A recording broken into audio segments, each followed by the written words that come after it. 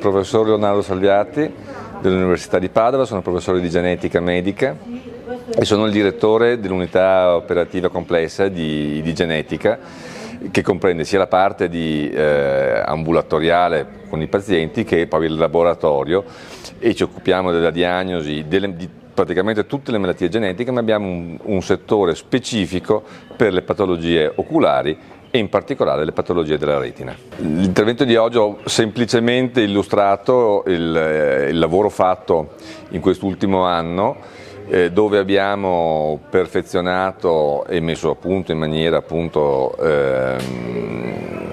che adesso è assolutamente funzionante la diagnostica, per cui stiamo avendo soddisfazione perché riusciamo in tempi anche abbastanza relativamente più brevi e con un buon grado di precisione ad identificare le mutazioni causative nei pazienti con questo tipo di patologia della retina. L'altra parte del mio intervento segnalava la necessità ancora di investire sulla parte di ricerca